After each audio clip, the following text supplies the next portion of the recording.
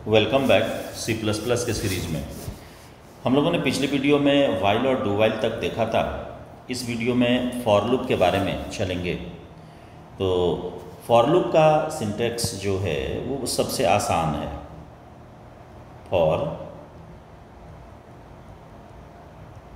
Initialisation semicolon condition और इसके बाद अपडेशन।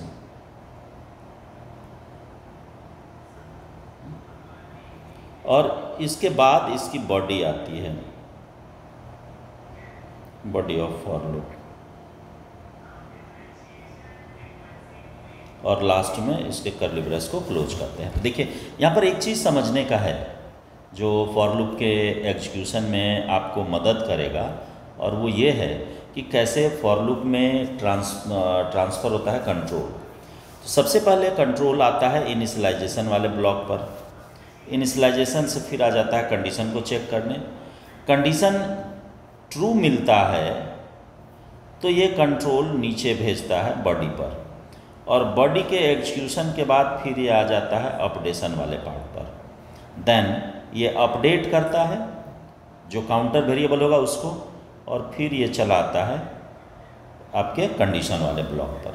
और इसी फॉर्मेट में ये तब तक रिपीट करता है जब तक कंडीशन फॉल्स नहीं हो जाए। तो ट्रू होने पर नीचे भेज रहा है, और फॉल्स जब होता है तो यहाँ से ये बाहर निकाल देता है, यानी एग्जिट करता है। किस केस में? फॉल्स होने पर। तो ये सेम वाइल के तरह है, लेकिन वाइल में तीनों पोर्शन अलग अलग होता है। यानी कि जहाँ पर हम इनिशियलाइजेशन करते हैं ये बाहर होता है, कंडीशन वाइल के कंडीशन वाले ब्लॉक में होता है, और अपडेशन बॉडी के अंदर होता है। जबकि यदि हम फॉर लूप को देखें तो ये तीनों पार्ट एक ही साथ एक ही लोकेशन पर दिया जाता है। इसका जो फ्लो चार्ट है वो flow chart same while loop के तरह होता है, उसमें कहीं कोई डिफरेंस नहीं है। तो सेम फ्लो चार्ट आप बना लेंगे फॉर लूप के लिए। इस पर मैं आपको एक छोटा सा प्रोग्राम बताता हूँ। जैसे सपोज कीजिए कि कोई एक सीरीज ही आपको जनरेट करनी है, तो आप फॉर लूप को लीजिए, ये आसान होगा। जैसे सपोज कीजिए कि आपको इवन का सीरीज जनरेट करना है n नंबर तक, यानी कि 2 से शुरू है, 2, 4, 6, और इस तरीके से n टर्म्स तक आपको चलना है। ये तो एकदम आसान है। कैसे चलेंगे लेकर के, ये देखिए आप। देखिए सबसे पहले hash include IO stream .h void main, और मेन के बाद आप यहाँ वेरिएबल ले लीजिए, एक i और एक ले लीजिए n। i को यहाँ इनिशियलाइज करने की आवश्यकता नहीं है, क्योंकि इनिशियलाइजेशन के लिए ऑलरेडी फॉर लूप में पार्ट दिया हुआ है।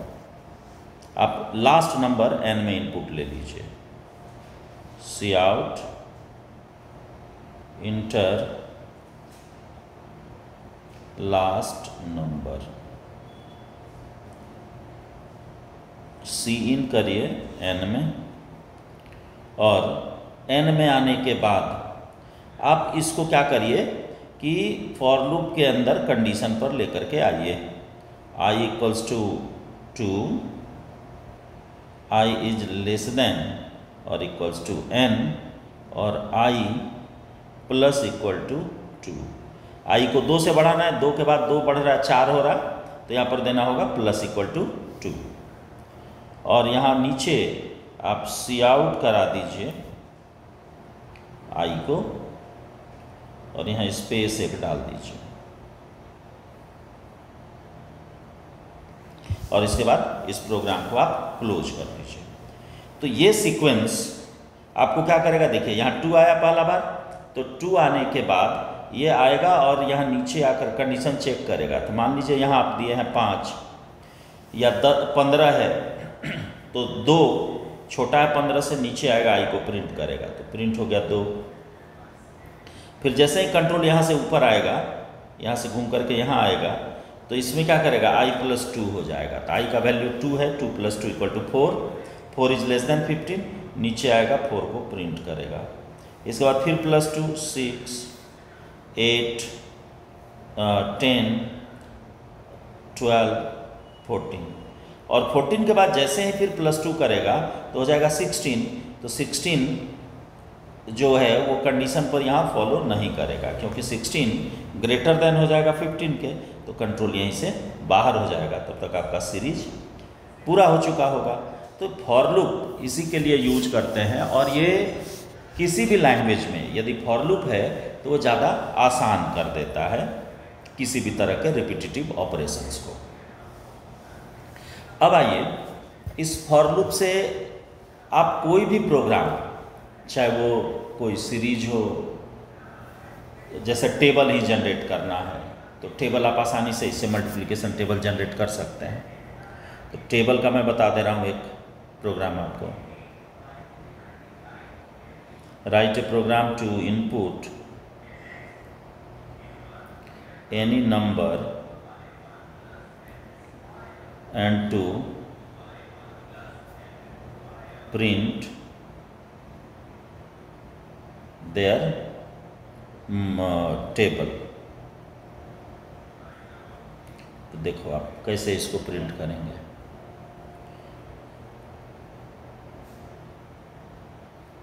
ये तो आप जान ही रहे हैं,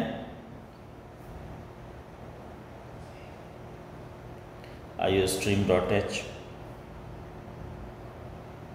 void main, और दो गो वेरिएबल यहाँ फिर ले लीजिए आप इंट में, एक i और एक n। n में आप इनपुट मांग लीजिए cout इंटर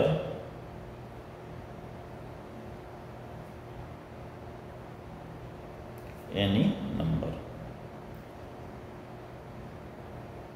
n में, और फिर यहाँ पर आप फॉर यूज कर लीजिए i equals to 1, i is less than equal to 10 और i plus plus.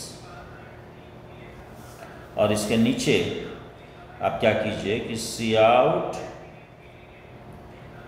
n into i कर दीजिए। ये आपका 1 से लेकर के 10 तक ये चलेगा, यानी स्टार्टिंग इनिशियल पोजीशन इसका 1 है, या इनिशियल वैल्यू 1 है, और ये चलेगा कहाँ तक, 10 तक। तो 10 टाइम्स n जो है वो मल्टीप्लाई कर जाएगा, और मल्टीप्लिकेशन के बाद देन आपको एग्जीक्यूट करेगा, यानी कि ये टेबल सारा एग्जीक्यूट करते जाएगा। तो चाहे नंबर आप n में जोड़ डालिए। अब इसके साथ आप नेस्टेड लूप को देखिए कि नेस्टेड लूप क्या है। तो सिंपली हम लोग नेस्टेड किसको कहते हैं, जब किसी लूप को किसी दूसरे लूप के अंदर डाल देंगे तो वो कहलाएगा नेस्टेड लूप। तो नेस्टेड लूप से होगा क्या कि जैसे कोई भी पैटर्न है, या एक एग्जीक्यूशन के बाद हमको मल्टीपल टाइम्स सब एग्जीक्यूशन चाहिए, तब उस केस में नेस्टिंग को ही यूज करना होगा। तो नेस्टेड लूप में देखिए,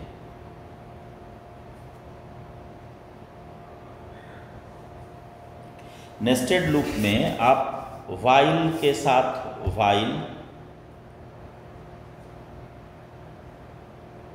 कंडीशन 1, और इसके अंदर फिर व्हाइल और फिर कंडीशन 2, और फिर यहाँ पर आप बॉडी ऑफ इनर व्हाइल, ये हो गया, और फिर आप ये हो जाएगा बॉडी ऑफ आउटर व्हाइल। ये फॉर्मेट है। तो व्हाइल के अंदर व्हाइल भी हो सकता है, व्हाइल के अंदर फॉर भी ले सकते हैं, व्हाइल के अंदर डू व्हाइल भी ले सकते हैं, लेकिन कोशिश रखना चाहिए कि डू व्हाइल को नेस्टिंग में यूज नहीं करें, वो आपको ज़्यादा कंफ्यूज करता है। यदि फॉर के लिए यूज करेंगे तो फॉर हो जाएगा, इनिशियलाइजेशन हो गया, कंडीशन अपडेशन। कौन सा? Initialization 1, condition 1, updation 1। और फिर इसके भीतर आकर के सेम इसी तरीके से इनिशियलाइजेशन 2, कंडीशन 2 और अपडेशन 2। और यहाँ पर बॉडी ऑफ इनर फॉर,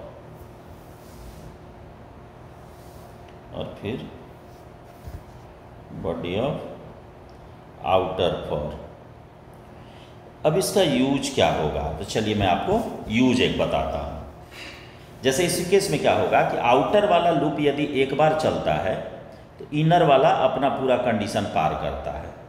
फिर कंट्रोल जब घूम करके फिर आउटर में आएगा, आउटर से फिर अपडेट करते हुए फिर ये जब ऊपर वाले में जाएगा तो दोबारा जब चलेगा तो फिर ये वाला जो है ये अपना पूरा लाइफ पार करेगा। हाँ, तो ऊपर वाला एक बार और इनर वाला अपना पूरा लाइफ चलता है। तो ये नेस्टेड का यूज करके, जैसे सपोज कीजिए कि आपको टेबल ही जनरेट करना है 1 to 20 का, तो कैसे जनरेट करेंगे उससे आपको ये लूप भी समझ में आ जाएगा। हाँ? तो देखिए मैं आपको बताता हूँ इसको।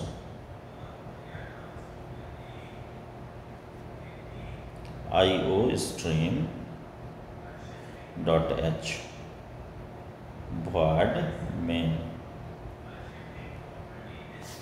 और यहाँ पर आप दो वेरिएबल ले लीजिए, एक i और एक j। यदि फॉर लूप से मैं पहले बताता हूँ, फिर इसी को वाइल लूप से आपको बता देता हूँ कैसे होगा। तो फॉर से यदि लेकर के चलते हैं तो यहाँ पर लेंगे for i = 1, i is less than equal to 20। जहाँ तक जाना है, इनिशियल हो गया 1, जाना कहाँ तक? 20 तक, और i को प्लस प्लस कर दीजिए। और इनर फॉर जो लेंगे वो j = 1, j is less than equal to 10 और j प्लस प्लस। और यहाँ सी आउट करिए i इंटू जे को, और स्पेस एक दे दीजिए।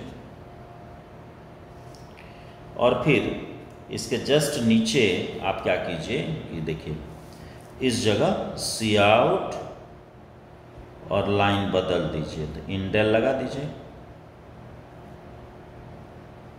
ये हो गया आपका कि 1 to 20 तक का टेबल जनरेट करेगा। कैसे करेगा इसको आप देखिए, मैं बताता हूँ।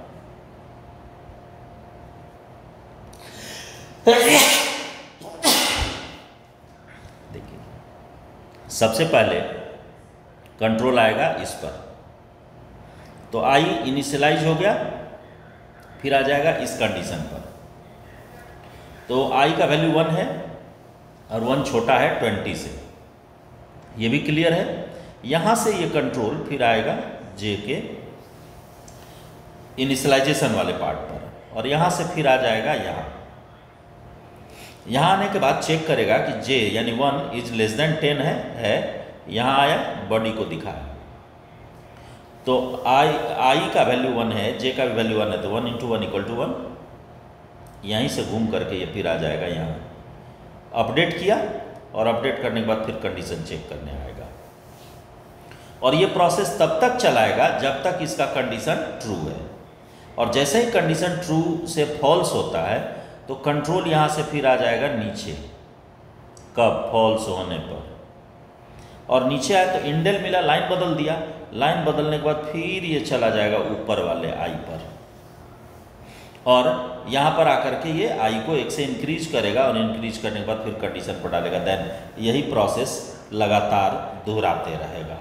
तो इससे होगा क्या कि आपका 1 से लेकर के 20 तक ये चलेगा, ऊपर वाला लूप 1 से लेकर के कहाँ तक चलेगा? 20 तक। और ये वाला जो है ये 20 बार 1 से लेकर के 10 तक चलेगा। कितना टाइम्स चलेगा? 20 टाइम्स।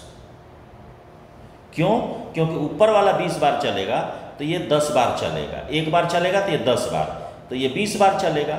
हाँ, तो 20 बार चलेगा तो इसको भी तो चलना पड़ेगा ना, कि 1 से लेकर के 10 तक 20 बार। हाँ, तो ये प्रोसेस चलता है नेस्टेड के साथ है। तो यहाँ पर मैं एंड करूँगा इस वीडियो को, इसलिए क्योंकि इस पर बहुत सारा पैटर्न्स होगा। तो एक सेपरेट मेरी वीडियो आएगी कल वाली, वो पैटर्न्स के ऊपर मैं बताते भी जाऊँगा और रन करके आपको दिखाते भी जाऊँगा। तो मिलते हैं अगली वीडियो में।